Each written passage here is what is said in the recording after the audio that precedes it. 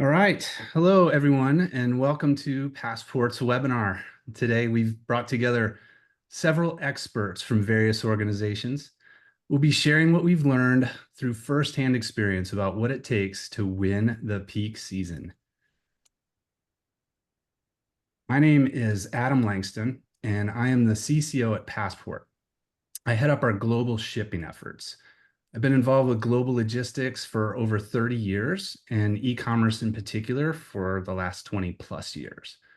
I've founded and grew two companies in the space, Access Worldwide, which was an official postal qualified wholesaler with the US Postal Service, and a leading cross-border carrier alternative.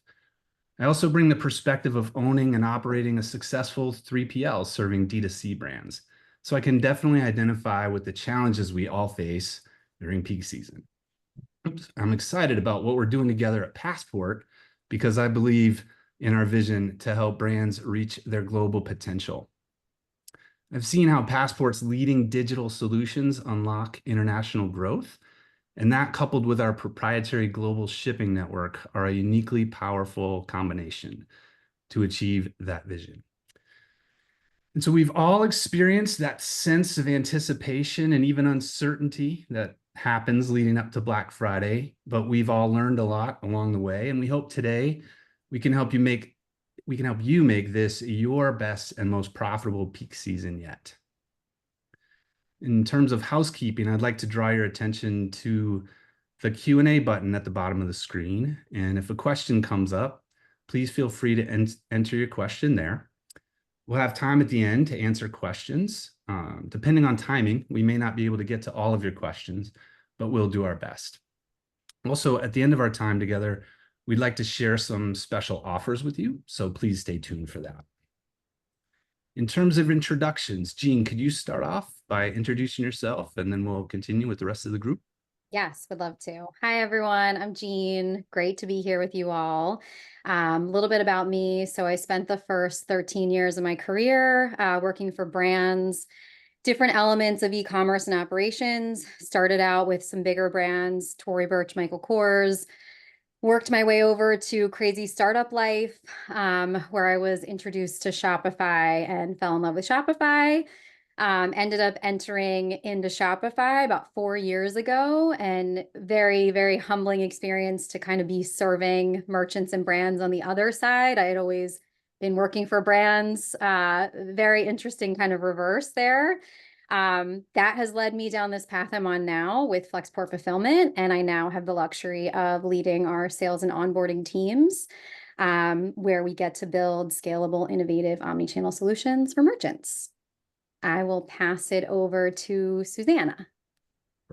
Hi, everyone. I'm Susanna. Thank you, Jean. I am with Loop. I'm not sure if you're familiar on the call with Loop Returns. We're an e-commerce returns platform. We work with mostly Shopify brands right now. I have more of a tech background, but I joined Loop roughly around a year and a half ago. Because I love the brands and I love e-commerce and it's very tangible.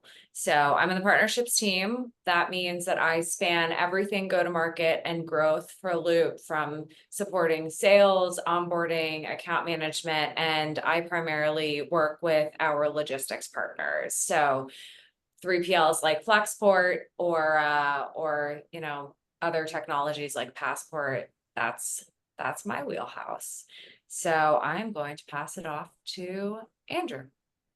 Thanks, Susanna. Hi, everyone. I'm Andrew. I'm the Senior Director of Growth here at Passport. I oversee our customer success team, as well as the growth advisory services for our Passport Global solution.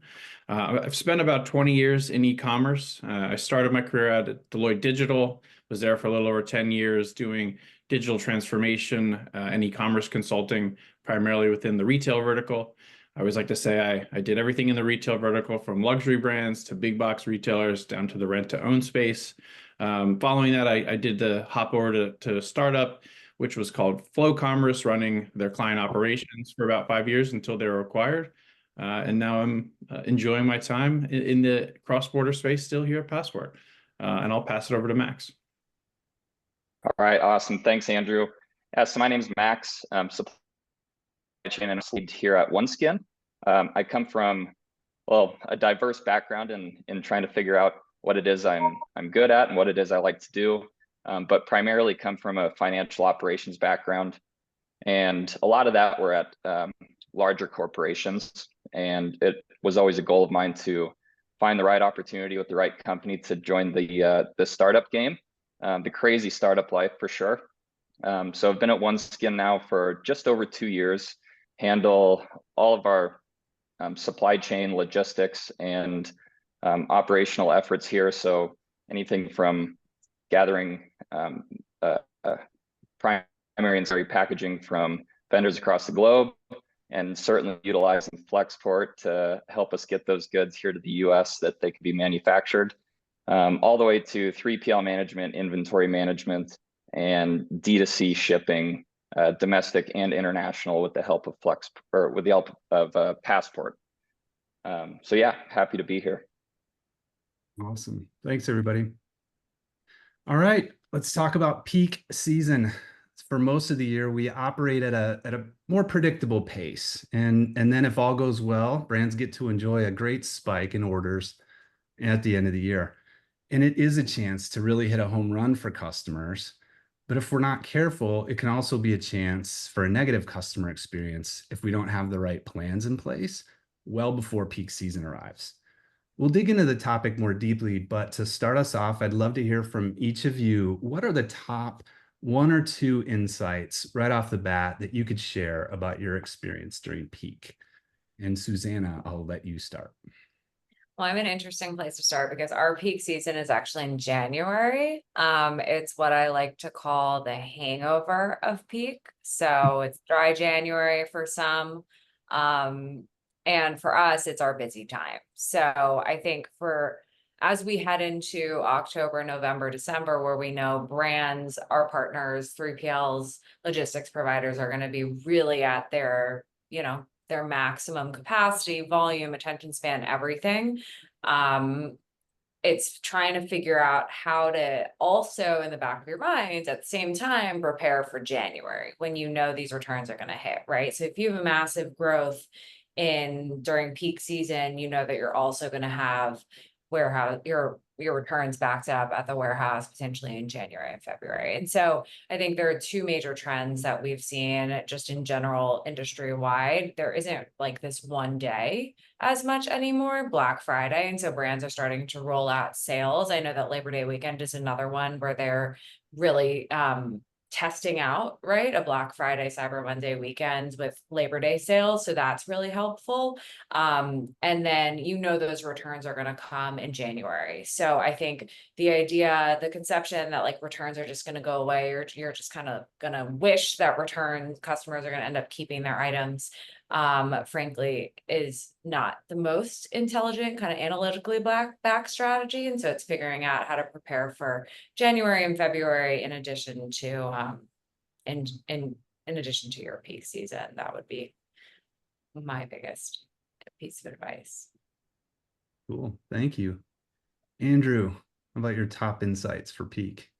Yeah, so peak is a great time. I know I look at it as like the Super Bowl time of the year, and so I know while things are busy, it's also the most exciting time. And so there's a lot of things that come into play, and I know that the panel here will mention a few, but you want to focus on forecast and demand planning, inventory levels, and finding that sweet spot. So knowing that there's a surge coming, being able to handle that, you don't want to have too much or too little. Another one is having a really solid marketing plan, and be ready with that, and have some flexibility. It's a highly promotional time of the year for a lot of brands, and so you want to capitalize on your marketing strategy, be that cross-sell, upsells, offers. Have a lot of those promotions already planned and set up in advance, so you're just really executing when those times come. And then it's also a good time to move old stock. So things that aren't really selling well, you can highly discount those, do free gifting. It's better to get that stock out the door than have it just continue to sit, even though it may not be at the same margin as you typically would want. So those are a couple things that I typically like to recommend. I think just piggybacking on Andrew's like thought process there too, just I mean, embracing that it can be fun and just be ready to ride the wave. So reacting in real time, I think, is really important to Andrew's point. Like, you don't really know what's going to happen. You do all this preparation. It's suddenly Christmas in July, and you're like ready to go. You've done everything you can to plan inventory and marketing efforts and influencers and all these things, and you just don't actually know how people are going to react or what's going to resonate. I think the more you can just prepare everyone to be nimble, and it's really true for brands, and it's true for us at Flexport. We're doing this now. We're furiously forecasting with our merchants, ready to react to them overperforming or performance not being quite what was expected. That for us is labor planning. That's shifting things around, shifting things up and down. We don't want to not perform with excellence for our merchants. And it's the same thing for merchants. It's seeing what's resonating, what's doing well, shift your plans, change your strategy. I think it's really a time to be nimble and have your team just react to what's actually happening. On that point, and then I think, Max, I'm curious what your perspective is from the brand side, but on that point, I do think it's really important, and it should be the expectation that your partners are working with each other on your behalf, right? So to your point, Jean, you're going to have to react in real time, and that's part of my role in the partnerships team at Loop, and I'm sure, I know Passport has a partnerships team, but to make sure that your vendors are all working with each other so that you can actually, and they should be servicing you in communication with each other so that you're not playing telephone between two different parties. I definitely think that should be the expectation. Great point. Yeah. Going off that, I completely agree that you have to, it's rigorous planning and way in advance internally. We usually like to have so for like Black Friday, Cyber Monday, we like to have that plan pretty much solidified as early as March or April. Because if you're expecting a certain amount of demand to hit in November, and you have a 4 or 5 month lead time to order primary packaging out of Asia, for example, and ideally want to ocean ship it with Flexport, right? But everyone else is also prepping for peak, and so the ports might be a little plugged up, and which just all takes extra time. So you're placing these orders and prepping way in advance. But on the flip side of that, I completely agree. It's getting your partners and vendors ready for what to expect. The plan is always going to change as time goes along. Hopefully, it doesn't change too much. But if your freight forwarders, your 3PL, your obviously returns team know what to expect or about what to expect, then everyone is much more prepared for the unexpected once peak is actually happening. That's awesome. Max, just would love, is there one main takeaway you got from last year during peak that you're going to put into action this year? Yeah, I would say the main action there would be, I think we thought we planned far enough ahead, and we ended up scrambling a little bit as peak season was approaching. And Andrew, I completely agree. It is 100% our Super Bowl, right? Primarily Black Friday, Cyber Monday. And you really want that Super Bowl to be a success. And you don't want to, especially, we take a lot of pride and value in creating partnerships and really thinking of our vendors and partners as an extension of OneSkin, not completely separate from OneSkin. So we treat those relationships very delicately and with a lot of value. And so we don't want to strain those relationships with our vendors. We want to be the ones to communicate to them, expect X amount of international freight forwarding, and then from there, domestic freight forwarding to happen between these weeks, right, or days. And so what ended up happening last year was just a little bit too much scrambling. We ended up air shipping more than we wanted to as far as international freight forwarding, right, which costs us money. And then from a actual performance side, I think there was, we can always communicate, and this is our customers, our number one priority, right? And we're always trying to communicate to our customers and be perfectly clear with our customers what to expect and exactly on their end how to execute our promotion, right? So we're always looking at new ways, and it all starts with the customer, right? And then feeds back from there to what we need to do to provide to our customer. And so I think it's really just more alignment internally and of course externally with our vendors and partners to really just know what our plan is and how they can help us achieve our goals.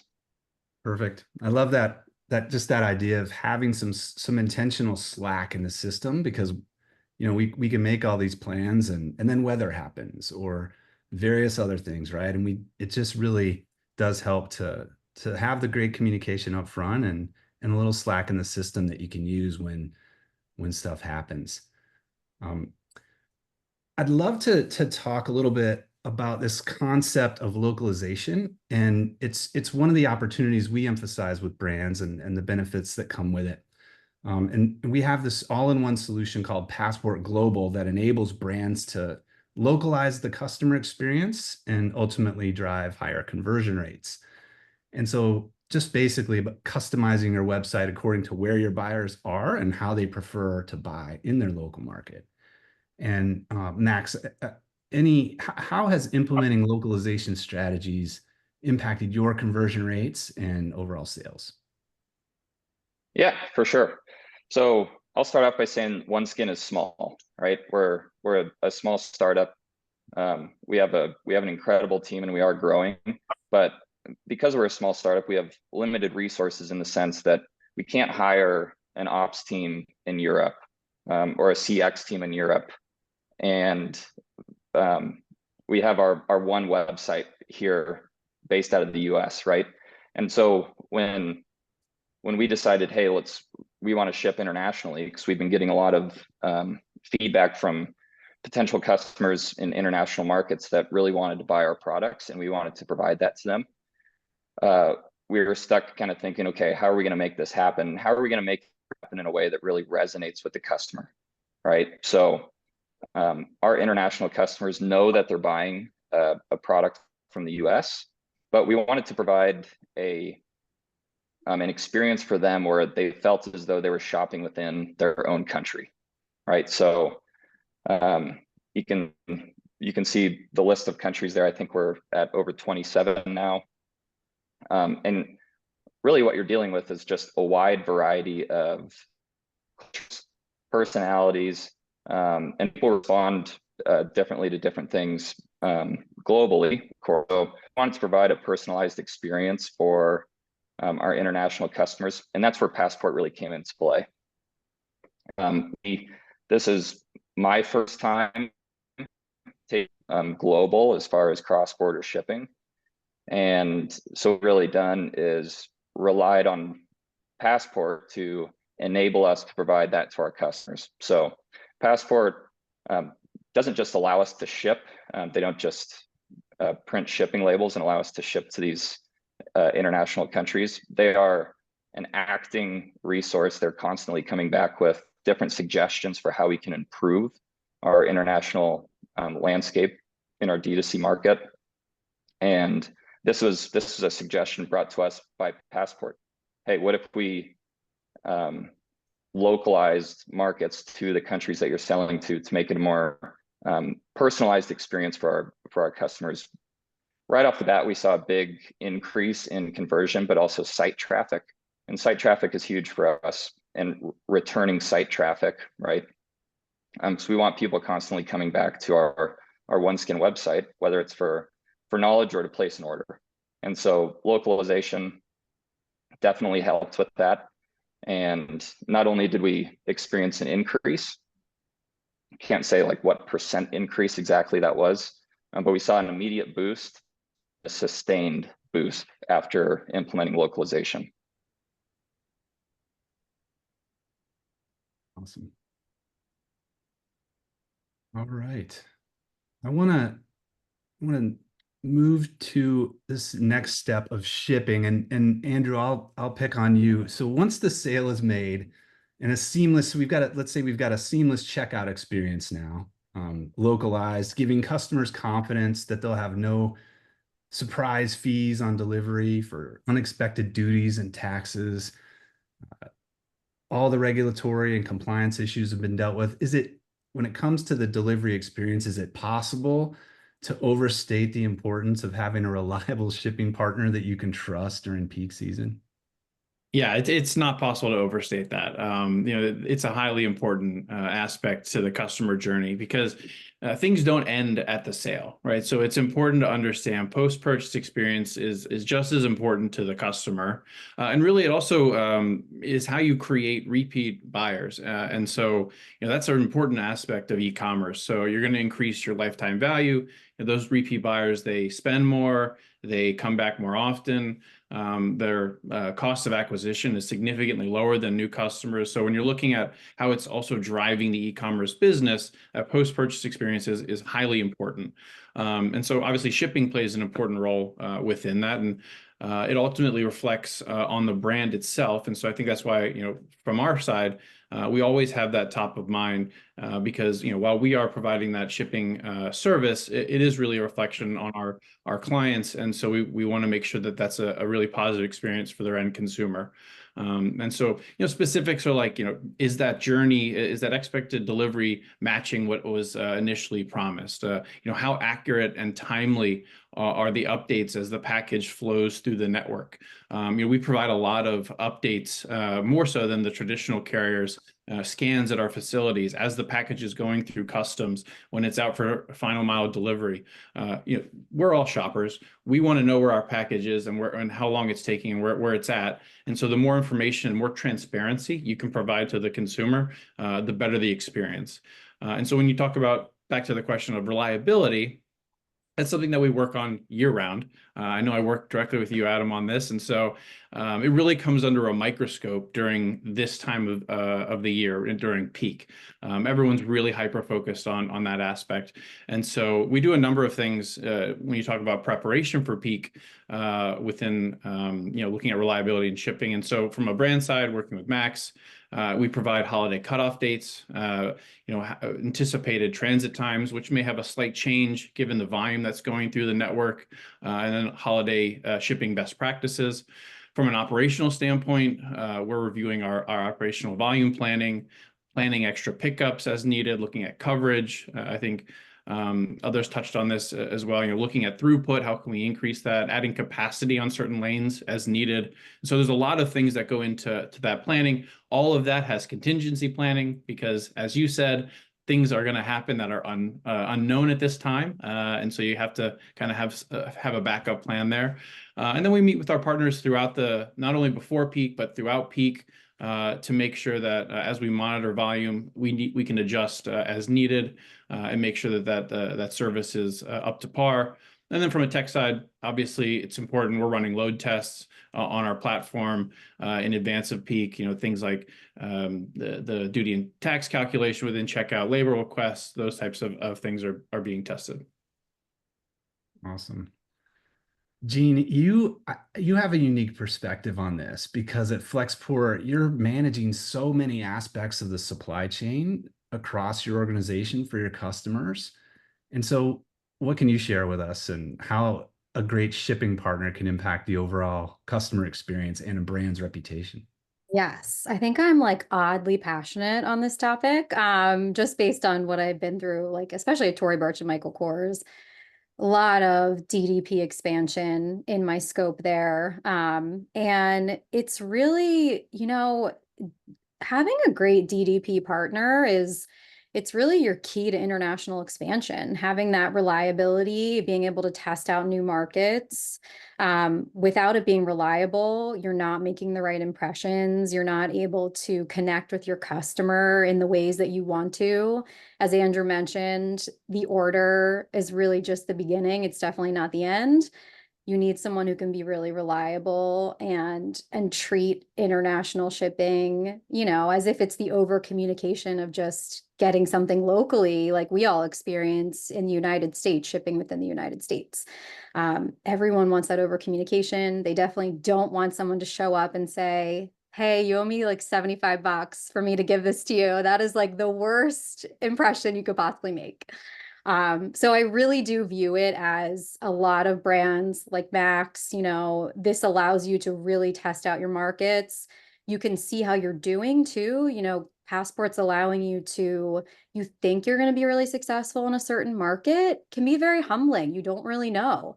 You can see through Passport, what's your performance? Do you actually want to keep investing in localizing?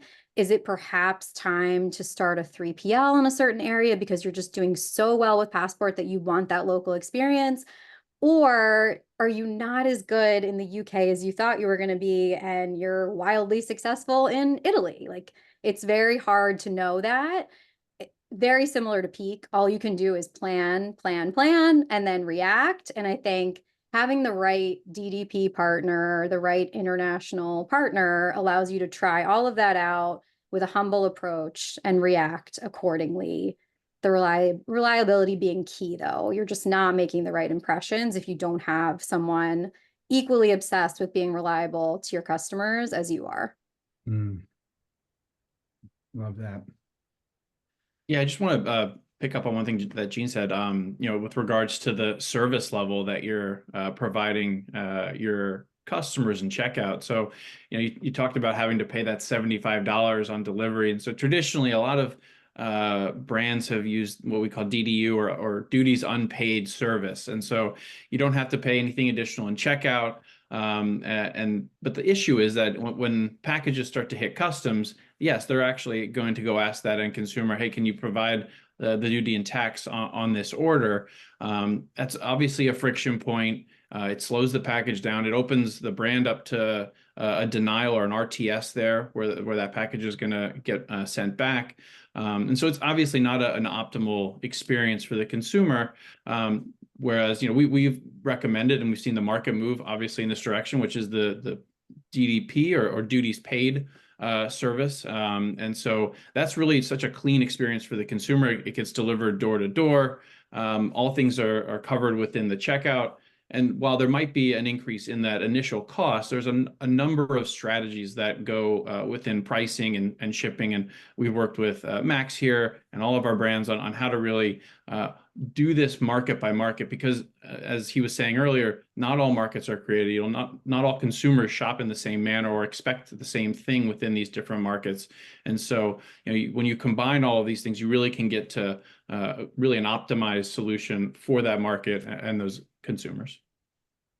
One thing I will add here, I know we're going to hit on reverse logistics and returns a little bit later, but relevant here is, you mentioned that post-purchase, I agree, and we at Loop agree, is very, very important for that sale. To the extent that something does not fit, right, and the customer actually does want to do an exchange, Loop, one of the biggest, kind of most successful features within Loop that our brands take advantage of is called instant exchange. So that means, let's say you go through this whole checkout flow, you get your package, our partners at Flexport and Passport have done their job, right, to get you your package, and then it's out of their hands, right? Your shoes don't fit and you want to send it back, except, oh, the present or Christmas days or whatever you need your gift for is in a week or so. You can't wait for the whole process to start all over again. And so you can do within Loop during the returns process an instant exchange.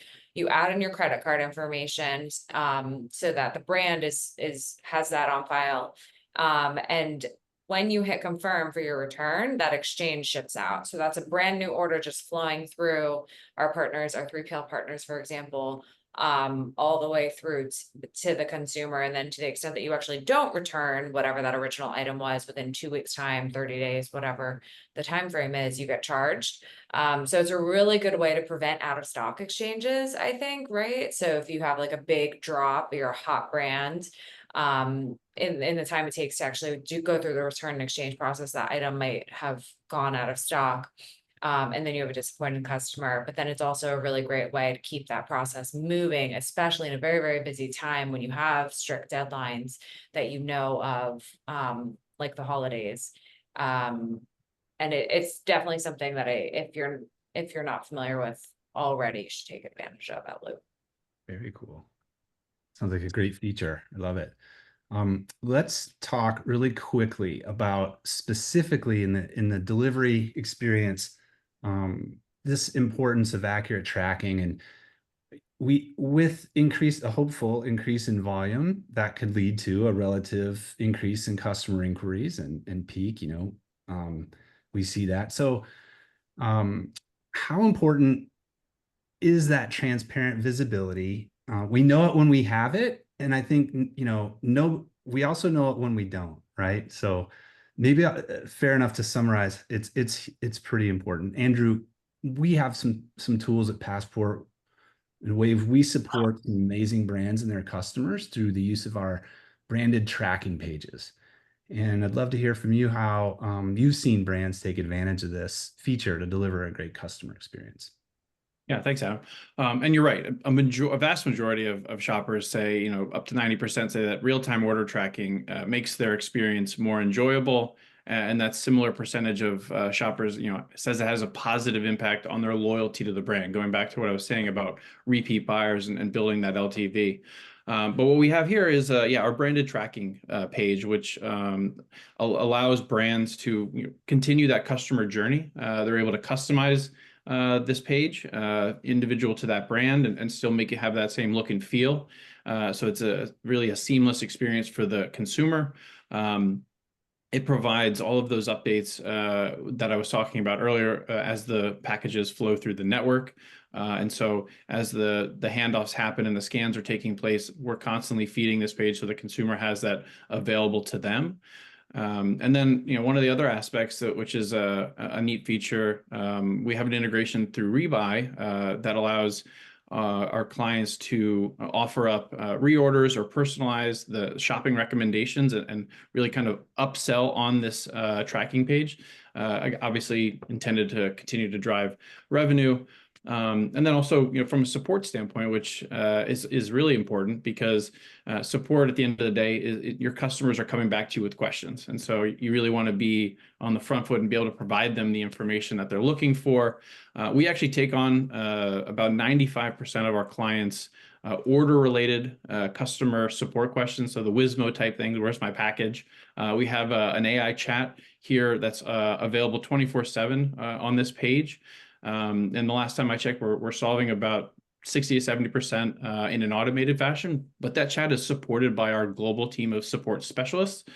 So, if it needs to be provided or sent to them, they're always available to provide that extra layer of investigation and get them the information that they're looking for.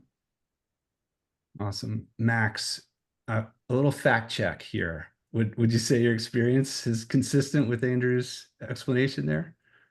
Yeah, absolutely. And I was going to say, if you're anything like me, when I order something, I like to know when it's going to arrive, and I like that arrival date to be reliable, right? And I don't like to see a lot of change or transfers within the system. Or going back to DDP, I don't like to see it, or I wouldn't like to see it held up at customs, right? And so this tracking page has completely allowed and enabled our customers to own their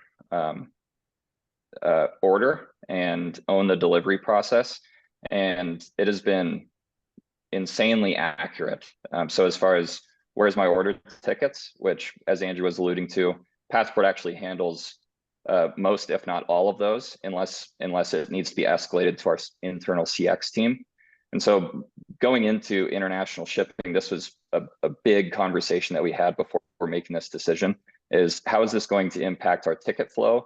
And as a result of that, how is this going to impact the current resources that we have on our CX team and just general bandwidth, right? And this tracking page has been, it's allowed us to expand at the rate that we want to expand, because it will, of course, always increase ticket flow. But it's been very manageable for us, and it hasn't been a roadblock for us in global expansion. That's great.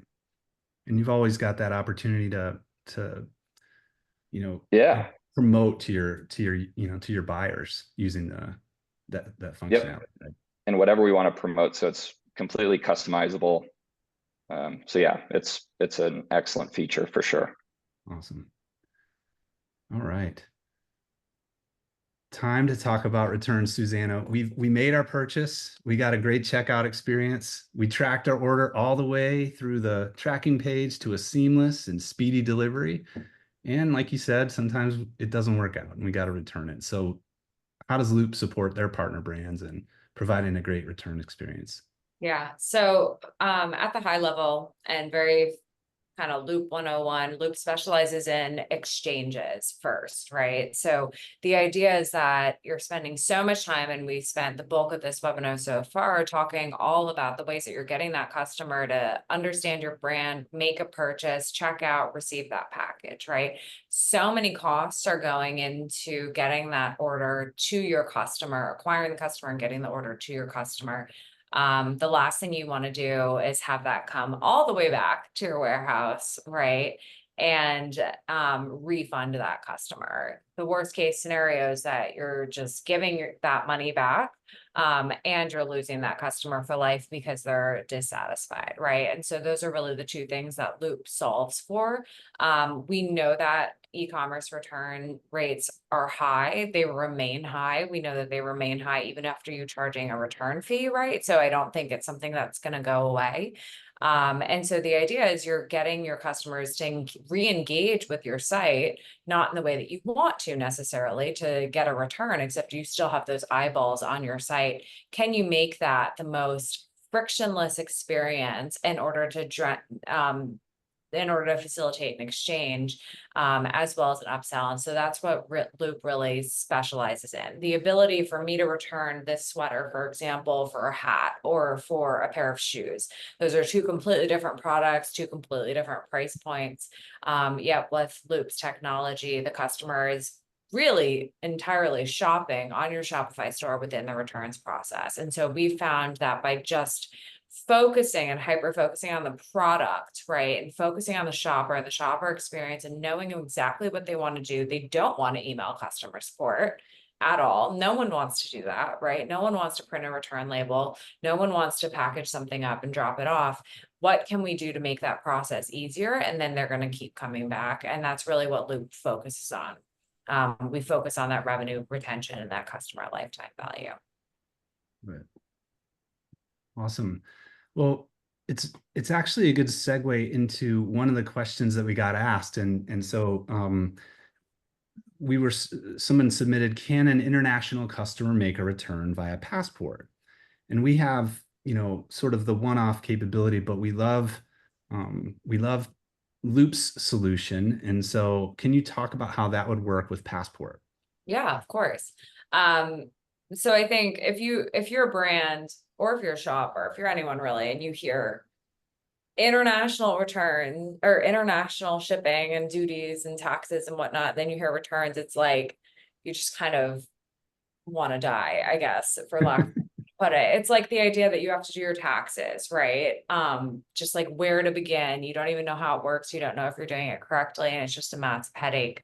And so that's where I think both Loop and Passport together, especially with our partnership, come in and alleviate that friction for brands, right? So if I'm a shopper and I'm currently sitting in New York City, and I love this new brand based out of the UK, or France, for example, and I want to be able to purchase that, and you as a brand want to be able to have that customer be able to purchase that without any hiccups, as if this brand was right in your home country, right? And so that's something that Passport really focuses on from attacking the problem with technology, I'd say. And so if you take the flip of it, right, I'm a customer and I want to actually submit a return back, the integration between Passport and Loop enables both of us to do what we specialize in. Loop is never going to claim to be, as I mentioned, our focus is the shopper experience and being ruthlessly focused on the product of Loop software, but we're never going to be,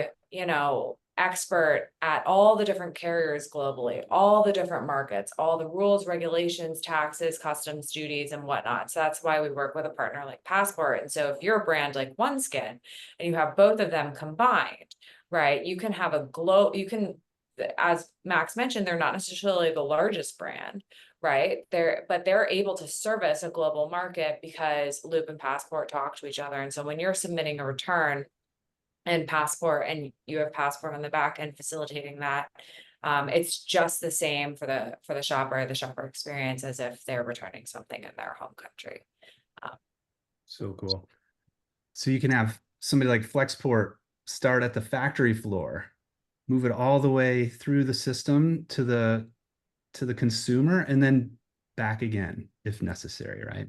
Yeah, I think that's the really cool thing about our technologies, right? If you're a big global brand, you have the economies of scale to have multiple warehouses in multiple different countries, right? And so that's kind of the goal, except it takes a lot of annual orders in order to get there, right? Mm. I work for a living with our brands, helping them find 3PLs. I work with our 3PLs who are interested in talking to our brands. And so I just know that the number of orders that you're going to have in order to actually have multiple warehouses globally is very, very high. And so I love the idea that a Passport can come in and help a brand have a global presence, even if they're not quite there that yet. And I feel that way about returns as well. Like free shipping, free returns could bring bankrupt a business, right? Mhm. Very easily. And we're seeing that kind of happen. And so the idea is, how can you do that in a more cost-effective way, leveraging technology and integrations? And I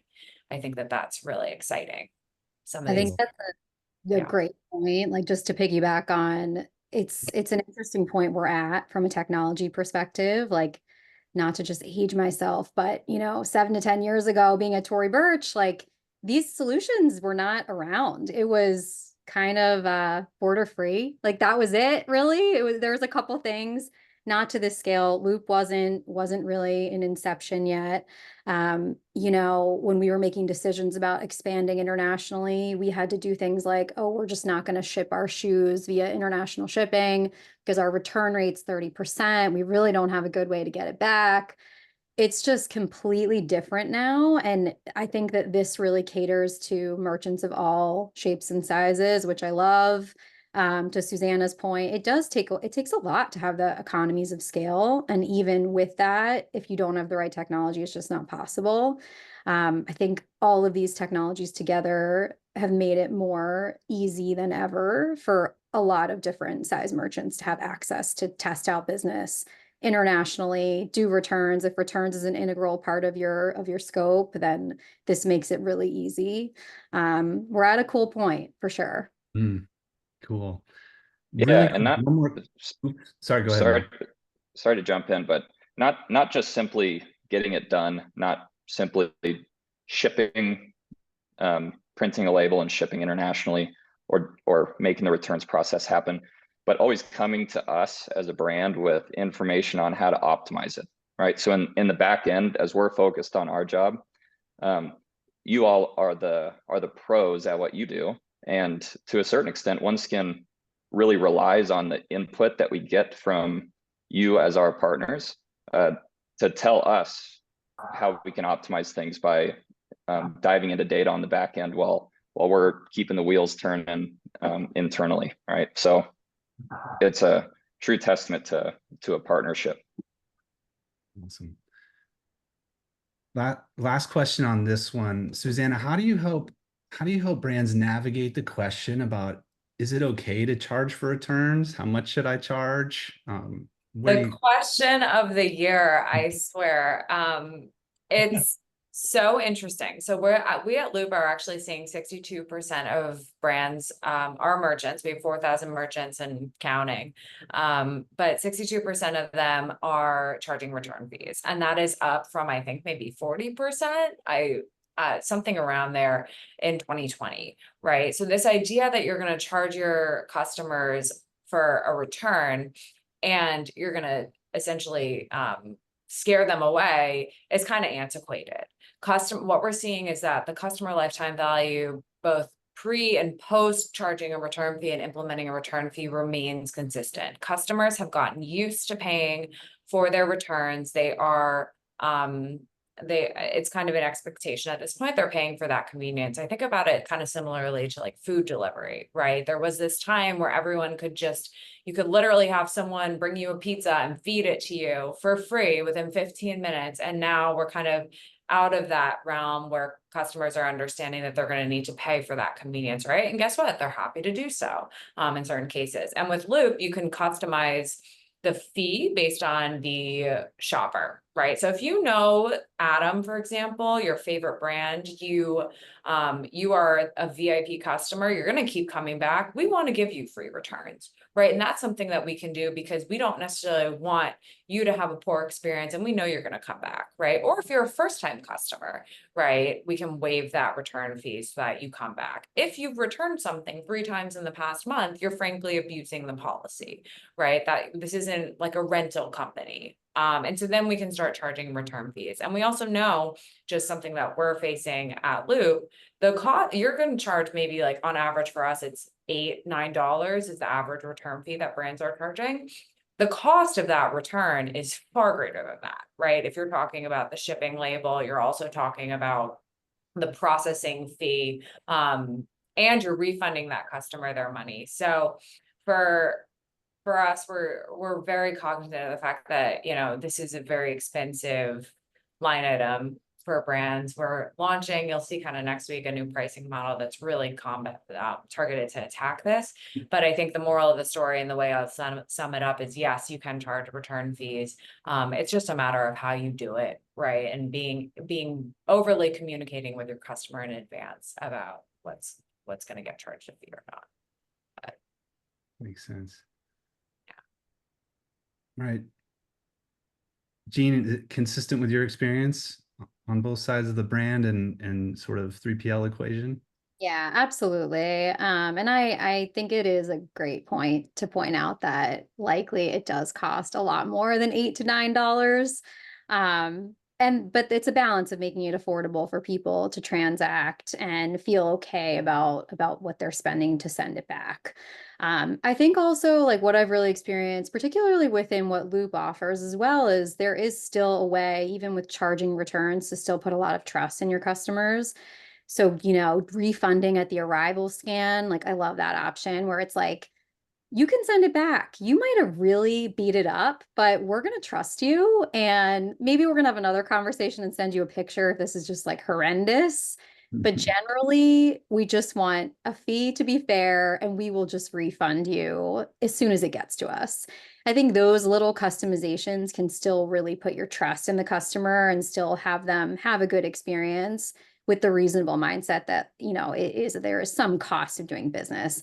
I think Susanna's spot on. I think it's antiquated to just have returns be free. I think people do understand it. There is a cost. There are several costs involved in returning an item. Lots of people you have to pay. Your 3PL, replenishing the inventory. It's a lot. So yeah, I think there's a lot of ways to get around it and still trust your customers and have them have a great experience while doing it. All right. Thank you, guys. All right, we'll move into more of the general Q&A now. And one of the questions that was asked is something we want to follow up with you on, Max, about something you mentioned about needing more time to plan for peak. And so, what do you think is the right time to start planning for peak? Yeah, great question. I honestly think that peak planning is year-round. You're either decompressing and after a peak season, which pretty leads right into planning for the next peak season. As just a general guideline, at least for us and what we create, some things are easier to produce than others. Usually aim for 6 to 8 months, ideally before peak season. So that 6 to 8 months is, first of all, coming up with a plan, right? And a marketing strategy. So going through marketing strategy development, customer service training, and then of course, demand forecasting and inventory planning. Getting into like the 3 to 4 months before peak season, you're looking at website optimization, logistics and fulfillment optimization, marketing campaign execution, any customer support scaling that aligns with the forecast, right? If we're going to experience an increase in volume, which means an increase in ticket volume, right? Are we looking at hiring a temp for peak season, or a different solution for that? The 1 to 2 month before peak season, you're looking at finalizing those promotions, locking them in. Like I said, it's going to change throughout the year. Hopefully not too much, but you're looking to lock that promotion in, perform all inventory checks, shipping and fulfillment checks, right? Reaching out to your 3PLs and making sure that they're on the same page for exactly what to expect, and that you're already kind of training your customer for what they should expect. And then really leading like in the bottom of the ninth inning, leading up to peak, it's, launching marketing campaigns, monitoring the website and fulfillment, customer engagement, and then of course there's everything that comes after peak, right? But it all starts about 6 to 8 months in advance, I would say, is a good timeline. There's this analogy that what's the best time to plant a tree 20 years ago? What's the second best time? Today. And I think with peak, it's there's almost never enough, but it really has become kind of this year-round effort, because after peak, I know for us, we're doing a bunch of after action meetings and what did we learn and what do we want to document, because some of this we're going to forget 6 months from now, because when we're in the pain and the heat of the moment, we remember it very intensely, and then like lots of things, we just want to sort of move on from that, and so we come back to it and make sure we're hitting that. Yeah. Evangelism. And to that point, that we've learned, because our products are they go through such a rigorous, every single batch goes through such a rigorous testing process to make sure that it's up to our standards. And if a certain batch doesn't meet our standards, we need to make sure that into the planning process. We account for a certain amount of error with the actual quality of our goods. You have quality goods in an increased volume season, that's going to increase customer success, decrease the amount of tickets, decrease returns, and just all in all contribute to a successful peak. Awesome. All right, I'm going to throw this one last question out to the group, and I'll combine a couple here. How do you answer the question about what is the most effective way to ship internationally from the US? And how do you deal with the customs, sort of the idea that we've got to deal with customs? So how do you address that? Yeah, I'll jump in here. I think the most effective way is to use Passport. But I think there are a lot of complexities when you look at cross-border e-commerce. Not only from the fees, tax and duty, and how you're representing that to the consumer, but tax remittance and collection, and making sure that you're compliant in these markets. That's the other feature of Passport that we offer through our seller of record program, which is unique in the market, and really provides essentially all the services that our clients need to get their packages compliantly into a market without having to do any of the work, right? So we have a licensed U.S. broker in-house, and we've built out a really fantastic and really experienced compliance team that checks the products for our clients, make sure that if there's anything that needs some additional review, we would handle that, and then from a tax standpoint, we're the ones handling all of those remittance back to the local authorities, and so those aspects are complex. They are there's a lot that goes into them, but what we do is really make that super easy for our clients, so they don't have to worry about any of those complexities when you're shipping it internationally. I think that's spot on. I would say it kind of boils down to two things, kind of agnostic of Passport too, although Passport might be the best selection. It's really transparency to the customer. So you're training them in whatever way you need to during checkout. What does it take to ship via DDP? Like, of course, there are fees involved. Be transparent about that with them and explain what the experience is going to be. Although they're paying fees, they're not going to have someone show up and say that, you owe them money. They got to give them cash if they want the package. They don't have to have that painful interaction that they've had before with duties delivered unpaid. So I think it's that. And then the other piece is find a partner that can really own it with you. So to Andrew's point, like Passport obviously does own a lot of the elements with you, and that is very helpful. It's very comforting to a brand to have that partnership. Even taking it so far as to getting involved in customer care inquiries, I mean, that is very meaningful to answer as much as possible in that experience. And then to Max's point, of course, OneSkin's CX team is going to have to take over at certain points or certain questions, but to be that frontline support, even taking it so far as to your customer, is really indicative of the kind of partner that you would want to have in this. Yeah, for sure. And I was going to give the same answer, Andrew. I'd call Passport and ask for their recommendation on the best route. But one thing that's really helped us, and I'm glad that we implemented it last month in preparation for peak season, is VAT inclusive pricing for certain markets. So as a customer going through the checkout process, there are different preferences based on region or country, that preferences based on how the pricing is displayed and what the shipping cost, how the shipping cost is displayed, taxes. And so what Passport helped us realize is for certain markets, such as the UK and the European Union, is that folks in those areas typically like to see an all-inclusive price, so that they're not surprised with a bunch of add-on pricing at the checkout page, right? And so this, we experienced immediate boost in conversion just by going VAT inclusive in the EU and the UK.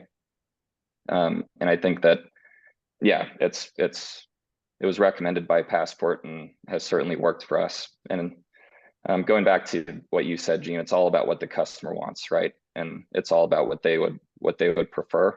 And so we're always chasing a better way to provide that to our customers. Yeah, I think, going back to the original question, what's the most effective way? I think it's really combining everything we've talked about today, right? So, there's a lot of different strategies that go into selling localized within these markets. You want to have the right partners. You want to have Flexport, Loop, Passport. You want to be, having the right clients who have that mentality of let's grow internationally and let's do it the right way. Let's talk about, changing things within each market. And so putting all of that together is really the most effective and the most optimal way of selling internationally. Guys, we've unpacked a ton. We're getting close to the end. One question came in. Let's answer that, and then we'll conclude. Max, this one's for you. How do you think about international returns when it comes to beauty products? So many brands offer a just keep it option with the cash refund, which is rife for abuse. What is your take, especially when it comes to duty drawbacks? Yeah, so I'll say this is something that I would typically defer to our CX team on, and I wish that our CX leader was here because she's awesome. And really, it's what the customer wants, even if it means OneSkin takes a little bit of a hit, right?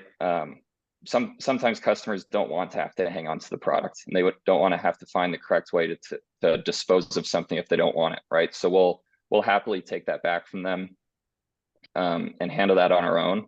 If it's like a yeah, I would say if the customer has an issue with a product, we want to make it right as quickly as possible. Duty drawbacks, I would say, are a part of that, but we tend to absorb that for the customer in those cases, just to really make it easy on them. They waited a long time. They spent money. They waited a long time to decide to make this purchase and then to get the product. And if they're unhappy with it, we want to make it right as quickly as possible. I think our CX team would take that outside of beauty products in general, but sure. Yeah. Thanks, Max. Susanna, 10 seconds before we have to. Okay, I'm just gonna quickly jump in because we have a lot of cosmetics brands, and to your point, usually the answer is just to have the customer keep it, give it to a friend or whatever. But with Loop, you can actually prevent customers from doing that multiple times. So I think you're spot on. That is ripe for abuse. But if you have a customer who's doing that, honestly, more than once, more than twice, then you can completely gate them from submitting an automatic return and have them actually email your customer support team instead. So yeah. Awesome. All right. Thank you guys. I just as a way of saying thank you to our attendees, Passport would like to offer prospective customers a shipping credit. So we've got a slide on that. Just visit our website and select request a demo, and one of our team will be in touch with you to give you all the details. And this concludes our webinar. I just want to say thanks to our panel. Thank you for joining us. And we hope you got some great information that you can use to help you have your best peak season yet. Thanks so much, and best wishes for a great holiday and peak season. Thanks, everyone. Thank you.